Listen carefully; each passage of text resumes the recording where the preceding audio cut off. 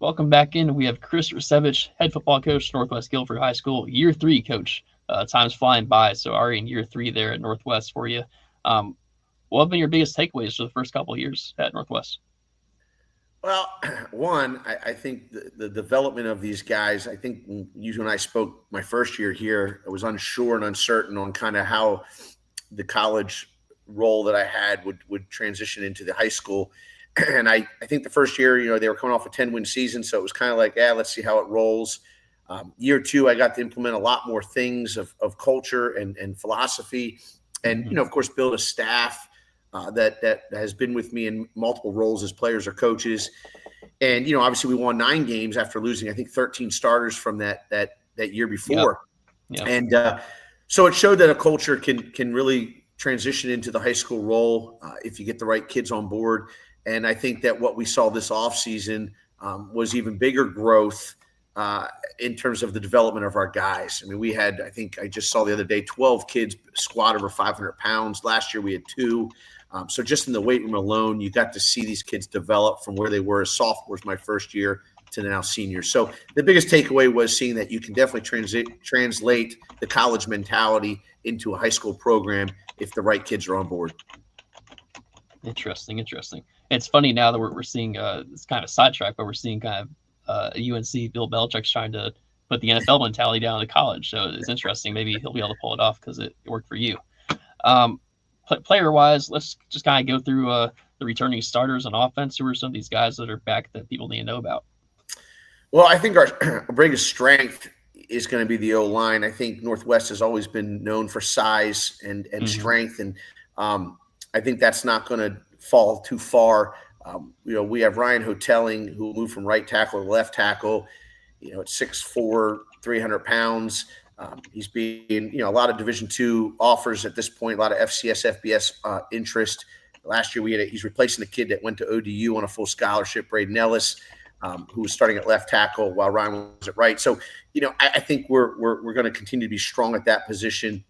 Our left guard is Andrew Banahan, who will be a 3-year starter for us and one of the 500-pound squatters that has last year he put on about 40 pounds and didn't know how to move with it. I think this offseason he's done a great job of being able to play at 265 and manage that weight. And I'm hoping to see the player that we saw out of him as a sophomore, as a senior, in the ability, the way he's moving. So we're excited about the development of the left side of the line. Center, we have 2 guys. We got Matt Beal, who will be a rising junior, who was starting for us last year and had a back injury and couldn't finish the year out. And RJ Stalker, who then had to fill in, who will be a senior. Both of them are in the 250 range. And obviously had done a great job. But we had some issues with snapping the ball outside of Matt Beal. And this year we feel like we have 2 guys that can snap it consistently to a quarterback, which will be key. Right guard, we had a freshman move into the starting lineup week 5, Zion Manning, who's another 6'5", 300-pound guard that I think developed in the first couple of weeks as a JV player and then moved him up in the starting lineup. We expect him to come back and start there at right guard. And the right tackle spot is a place where we feel like we need to find somebody. It could be a Matt Beal, one of the centers moving out. It could be a center moving to guard. But, one guy that we feel, is coming back. We have a guy that did not play as a junior, but is coming back for his senior year, Brett Blackwell, who is vying for that job right now. So we feel we are really good with 6. We feel we have 2 guys on the outside that we got developed this summer that are both rising sophomores. But we feel the hope is to have 8 guys ready to play by the first Friday night game. Good. Yeah, that's always the thing with Northwest Guilford. There's always size there, and it's always good size too. It's not just like big for the sake of big. There's always good quality players there. Absolutely.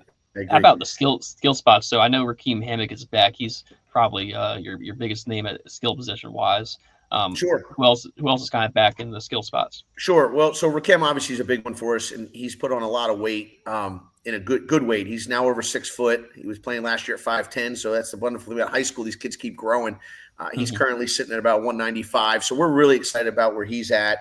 I think the other receiving core is going to be very strong with some guys that didn't play a whole lot last year, but really did well this offseason. Christian Gentrup, a varsity baseball player. He'll be one of our key receivers in the slot. We also feel, we have some some other options at slot. Again, with them, some of the things we want to do with those kids. Adam Revis is another name that had a really good Thursday night showing last year for us. That's going to elevate as a junior and be put in those roles too. We feel the other receiving spot could be a committee of different guys. Austin Mitchell has returned as a starter last year and as a sophomore. This year we actually have him working some defense as well at free safety. So, he's a name that we're continuing to look at maybe as a two-way player. But again, we got to figure out where he's going to be majority of the time. And then another name to keep in mind is another kid that's competing for a starting job on defense that may also get some opportunity on offense is DeMarco Boyles, who'll be a rising sophomore at 6'2", 190 pounds. And probably is one of the fastest in the team. And again, we like him at corner, but there's also an opportunity he'll get some receiving for us as well. Good. At quarterback and running back, are these spots kind of open, or what's the deal there? Yeah, so obviously Anders Mitchell is returning as the starting quarterback last year, and we feel he's competing for the job. I think competition breeds success. And he's well aware of that. He had to compete, last year for the job, and right now he's fighting it out. We think it's a two-way battle right now between him and Pharrell Price, who's a rising junior. They both have strengths. They both have weaknesses. The key for both of them is we feel that whichever one doesn't win the job could go play another position. We feel Anders could be a very multi-purpose player. He can run the ball as a running back. He can be a slot receiver. He's great at blocking on the perimeter. He's got probably some of the best hands of the team. Obviously, most quarterbacks do. Where Pharrell, his frame of about 6'1", we feel he can go out and be something on the outside. I think he's been clocked at some camps as a 4.6 40. So we feel like whichever one doesn't win the job, we feel confident enough that they could play and contribute somewhere else in a major role in what we're doing here on offense. And then running back, McKinley Vance was our starting running back last year, had some injuries. And when he went through those injuries, we had another running back, Nathan Cox, who's graduating, step in and get almost, 700 yards rushing for us as a bigger back while we try to develop Easton Dean, who will be a rising junior. Easton Dean was a product that could possibly start for us on both sides of the ball. He's a power runner with some speed, so he gives us a lot of what we're hoping we can get there. And we feel if McKinley can stay healthy and Easton's back there, we have a two-headed monster that can be really good behind our offensive line that's strong. Good. Any tight ends in this team we should know about? We do a tight end by committee. Generally, we take some of the athletic defensive linemen. Last year, Colin Shokes, our starting 3-tech, was our starting tight end. Okay, Matt Mungus also worked there. He's a 6'4", 6'5", 225-pound defensive end that will work there. Rob Lang, is a name people know about. So we kind of take our bigger, more athletic, physical defensive linemen and put them in some of those roles because of the multi-purpose that we use those guys for. Good. So that brings us into your defensive line. You mentioned him just now, Rob Lang, the 6'4", 250 defensive lineman. He's got multiple Division I offers. Just tell us about him and what's kind of – obviously the size is a given, but in terms of the player, why are these schools excited about him? Well, there's a lot to be excited about. He came in here in June of last year, so he's been here not even a full year. And, you knew of him. You saw his size. You're like, man, this guy's going to be good. Well, the biggest thing I noticed in him is he practiced hard. He worked hard. He was a weight room guy, but I think he didn't really know how to squat and clean very well. So you could see his athletic ability a year ago wasn't where it is today. This offseason, we had a conversation with him about, listen, we can put weight on you, but you need to improve on your athletic ability if you really want to play where you want to play, and that's on the edge. His offseason was tremendous. He's cleaning, he's squatting. More college coaches are taking notice of it. He was just at NC State and ran a 4.68 and a 4.62 yesterday at their camp. They're interested in him as a potential defensive end outside linebacker now because of that. He's going to be multi-purposes for us. We're going to put him in positions inside and outside on our D-line. But I'll tell you, his spring, I've never seen a kid dominate every rep he took at the level he did at any level I was at in terms of, what he was able to do. And he had more fun this spring than I've ever seen him have. He's excited to get back to work, and I expect him to be very dominant this year. That's high praise, saying that he had the most dominant spring you've seen of all the teams you've coached. That's high praise right there. I've never seen that type of effort from play in and play out. and again, for pound to dominate his level, it was almost unfair sometimes for us to have him on the field because he's hard to block. I mean, he's got a quick get off. He's fast. He's very strong. He's very powerful. He's being coached better than he's ever been coached before in my time here. Again, just pound for pound. I mean, he's impressive. And as long as he continues to give that type of effort, I think he'll be a dominant player for us up front. Wow. Okay. Tell me about the other guys on that defensive front. So we have another young man moving up. There'll be a junior, Vince Wilson. We recruited him his freshman year to come play for his sophomore year. He came in at about 330 pounds at 5'10". We got him down to 280 now. He's squatting 545. He benches 285. Finally, I mean, talk about a kid committed to the weight room. He's lost all that weight. We expect him to be a great nose tackle for us with leverage and everything that we expect in our system. He's going to be. We feel Marcus Gilliard's going to be a rising senior. Hasn't played a whole lot, mainly because he just wasn't always doing exactly what he needed to do. He always had the size, and he's 6'2", 6'3". He's weighing around 275 right now. Carries it well. His problem was he just never wanted to do what he needed to do, and he almost wanted to play linebacker at D-line. And we finally figured it out. I think he did. He finally turned the switch on and said, "I want to play my senior year." And again, had a great spring for us and doing what he's coached to do. And we're excited about that. The other defensive end is Matt Mungus. Unfortunately, he broke his collarbone in week 5. But until then, he was probably playing our best on the D line in terms of ability. He's a swimmer, so he's long, he's rangy, he's unbelievable. He cleans 300 pounds, and I think he'll start getting some interest, especially now having a full season coming under his belt in terms of the FCS level, maybe FBS. But I feel our defense and offensive line is our strongest points, which anybody that coaches football knows that those are the two most important positions to be strong. And I feel we've been that way all 3 years I've been here, and we just keep replacing with good football players. Awesome. How about a linebacker?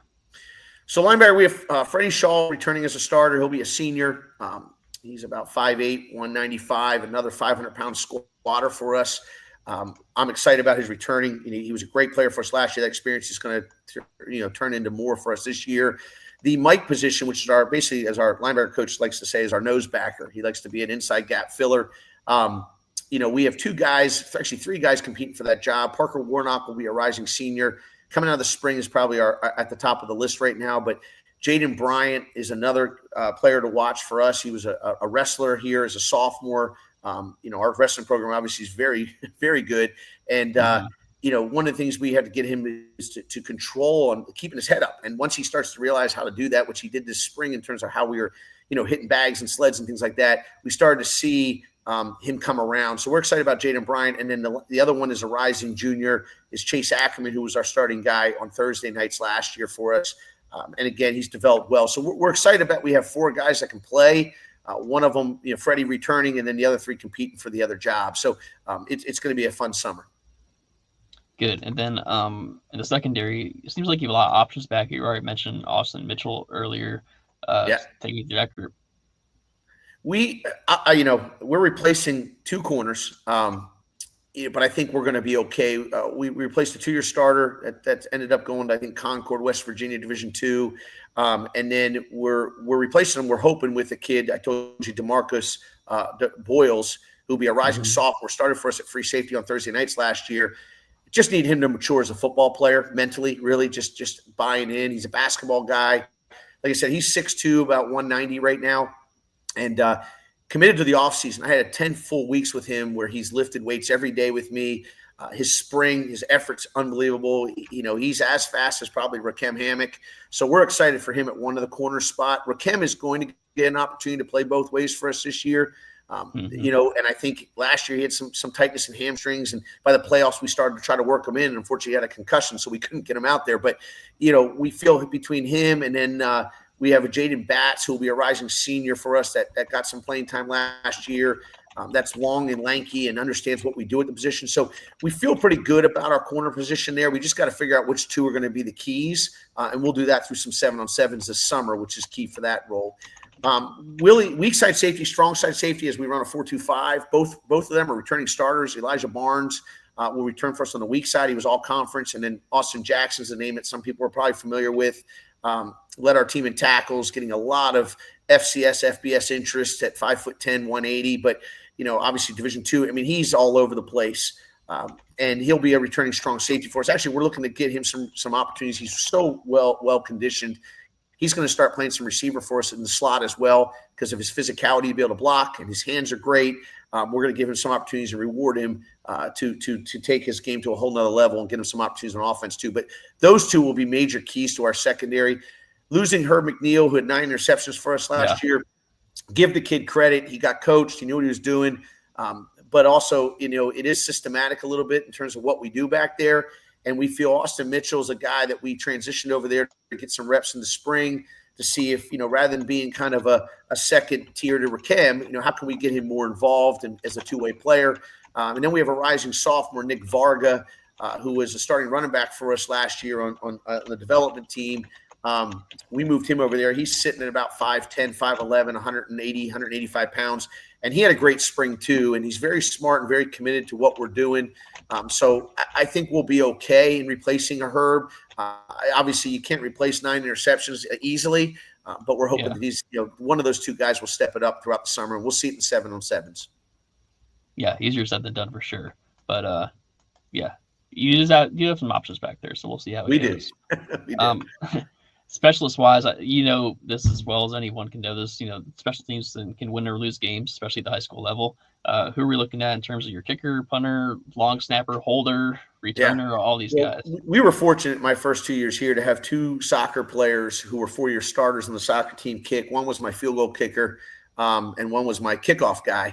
So, both of them are graduating. Well, we were fortunate enough to have some young soccer players who started as freshmen this year that are coming out, and they're kicking every day after school. We're finding ways to work with them, and I think we're going to be okay there. It's going to take some time. We got to build up some of the core muscles to get some leg strength, like we did with Nolan Hageman. It took some time, but they know what they need to do, and they know the value there, and they know the praise that a Nolan Hageman and Caleb Trogdon had. And I think they're looking forward to playing in front of 3,000-4,000 people on Friday nights when they're not playing soccer. So I'm excited about that. Matt Holcomb is the name that I think will step in this year as a sophomore. Again, soccer player.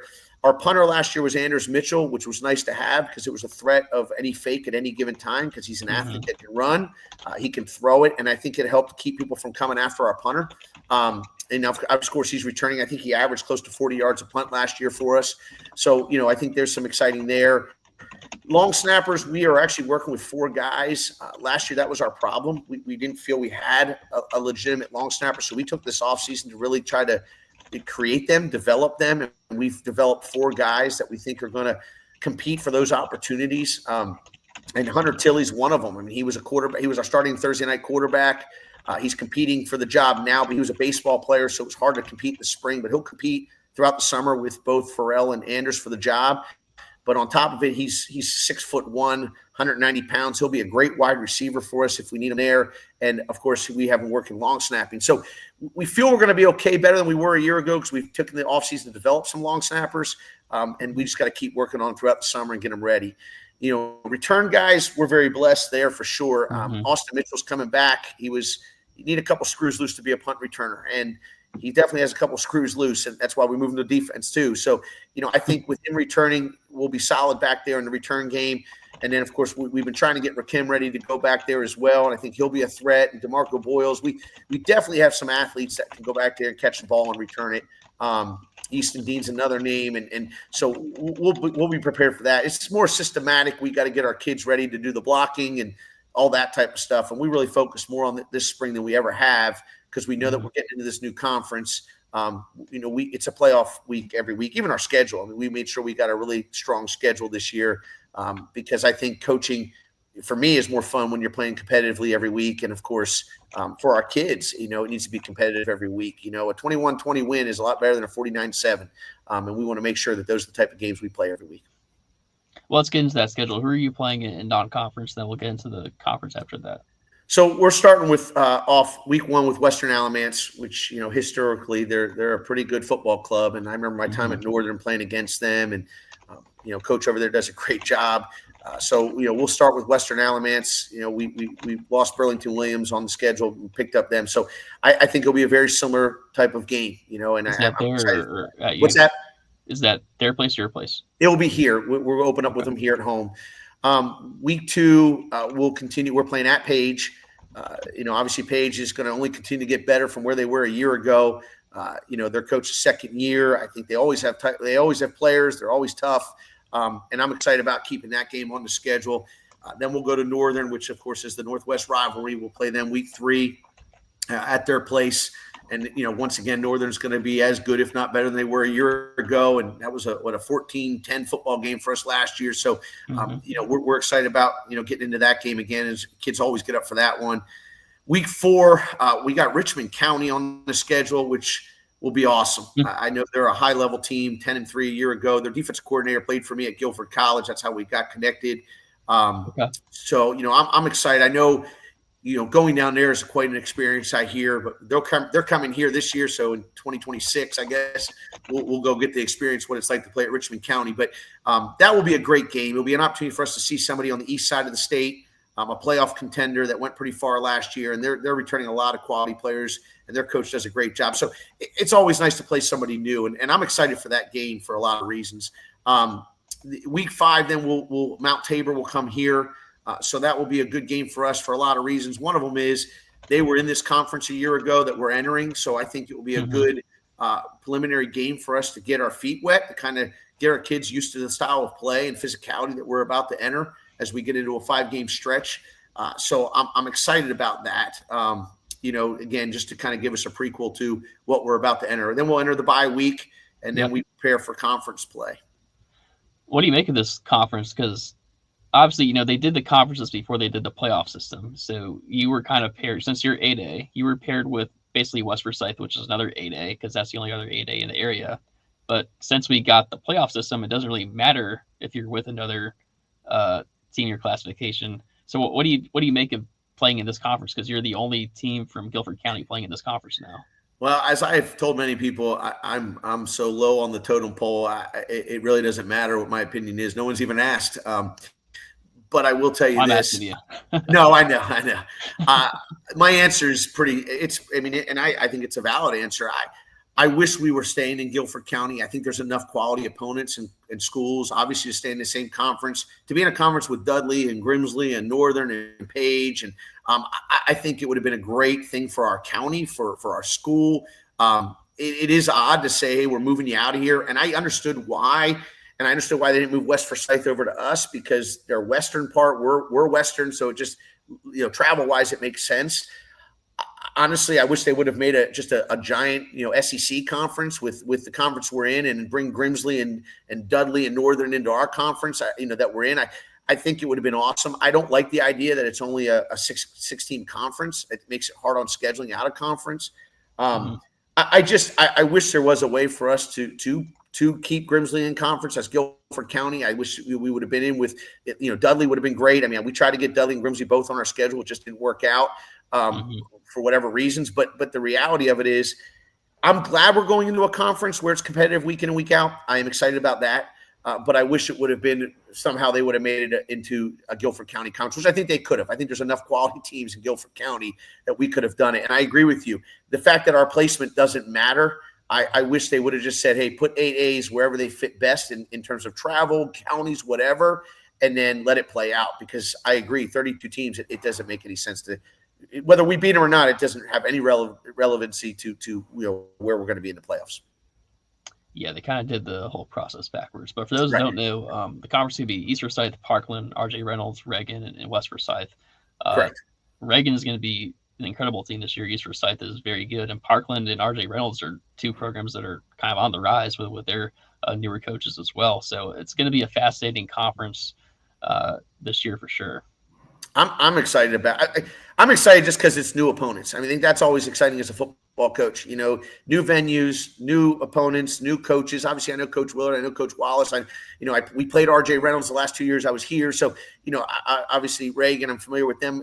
So I think there's, but I know that it's going to be physical every week. It's going to be well coached every week. And as a coach, that's what you want. And I know we've built this culture here. Where I first arrived, I remember asking our kids, would you rather win a game 49-7 or 21-20? And majority of the room raised their hand for 49-7. Last year, we were a majority on the 21-20, and now we're more in because they understand we have no other option but to be 21-20 football games. Right. Those are the games they remember. Even though we lost to Northern last year, they remember that game. They remember the R.J. Reynolds game, 14-3. They remember the Olympic game, 21-14. They probably don't remember much about the games where they weren't games and we brought in guys late in the game. They don't play as much in those games. And, I think our kids are starting to understand we want that, which is why we built the schedule the way we did it, where it's competitive every week and every game should be, and we're excited for it. Yeah, you're in a good spot in terms of your RPI with the non-conference schedule, and your conference schedule should be pretty beneficial to you. Pretty beneficial. Last up before we go here, just tell me about your coaching staff, those guys that are there with you, helping you out, because obviously you can't just all be you. Well, it's definitely not. We just keep growing as a staff, and it only gets better. So the good news is my first year here, we had a mixed match of returning coaches and new coaches and coaches that never coached before. Last year, a lot of the coaching staff was built by me. And they're all coming back except for one, but we did a nice job replacing them. So my offensive staff is led by Darian Phillips, who played quarterback for me at Guilford College. And he worked at Western Guilford for a couple of years. This will be his third year with me, second year as offensive coordinator and quarterback coach. So again, we'll see some continuity there. Our offensive line coach Greg Brooks, played at Fayetteville State. He was on staff all 3 years with me now. First year he assisted on the O-line. Last year was his first year as the O-line coach. And this year he'll take on more responsibilities, our run game coordinator. And he's done a fabulous job with those guys in developing them and building relationships. And that's, again, our O-line is what they are because of him. So those are two big anchors to what we're doing. And the fact that they've been now with us, this will be the third year in our system. It's only going to make us better. And I'm looking forward to it. Our running back coach, is retiring. So he has to sit his 6 months as the state makes him do. So he couldn't coach this year. But I brought another guy on staff who worked at A&T as a quality control, who played for me at Guilford, Eric Mays. He'll be coming on his first year as a running back coach and actually did a great job. Him and Coach Phillips were close from their time playing together, knows the system because obviously, it's very similar to the stuff we did at Guilford. So, I think him being on staff has helped us out. So, again, we're not losing much there. Our receiving coach, we had Coach Darrell Moyd. This will be his third year with us, all 3 years coaching receivers. And then I lost another coach who's going to become an electrician. So he's going back to school. But I brought another guy that played for me at Guilford, Desmond Marshall, who coached at High Point Central a couple of years ago, got out of coaching for a year. And then I lured him back in this year, and he'll be helping with receivers and played wide receiver for me at Guilford College. So I think the continuity, them knowing each other, knowing the system, knowing who I am and the culture we are, the continuity in offense is finally at a point where I think as a staff, we're very strong, and it's only going to help our kids get better. Defensively, again, we didn't lose anybody. Our D-line coach Jake Moore, came over to us last year, played for me, came over from Northern. So last year, this will be his second season with me. Bracy Maynard has been with me since 2011, everywhere I've been. So, again, continuity on the D-line is still there. And then my linebacker coach, I got two of them, Coach Aldine Payne, who was the head coach at Glenn High School, coach here at Northwest as defense coordinator, been a defense coordinator, especially over in this conference. He's played against East Forsyth and the Reagans and the West Forsyth for years. I know they're not the same as they were when he was there, but he's familiar with their venues and familiar with their staffs and their coaches. So he's been with me since I was at Greensboro College. And he's been coaching our linebackers and really kind of a figurehead to our defensive coordinator, really manages our stuff on the sideline while I'm trying to be a head coach. And he's kind of my right-hand guy in a lot of ways. He understands the head coaching position as a high school coach, and I really lean on him. And then another guy that played for me, Gibson Zia, who played defensive end, outside linebacker for me at Guilford College, works with our linebackers as well, and kind of takes more of a hands-on approach to eliminate Coach Payne from having to do a lot of that, where he can focus more on quality control with me. And that's been a big part. And our secondary, Blake Mitchell, worked with me now for 3 years, coaching our safeties. And then, of course, I work primarily with our corners. So, all of our defensive staff has been together for 4 years, or for 3 years, or more. Again, at least 3 years here. And our offensive staff has now been together for 3 years, but really, the continuity has been for will be the second year together. So I'm really excited about where we are as a program there for sure. Awesome. Sounds good. Well, Coach, I really appreciate your time today. Thanks for coming on here and telling me about all the players on the team and just everything going on schedule-wise, coaching-wise. It's going to be an exciting year again for Northwest Guilford, and a couple months away just a couple months until first Friday night, so hopefully we'll be there soon. But I appreciate the time today. Yeah, absolutely. If I can ever do anything more, please let me know. Awesome, Coach. Thank you. Thank you.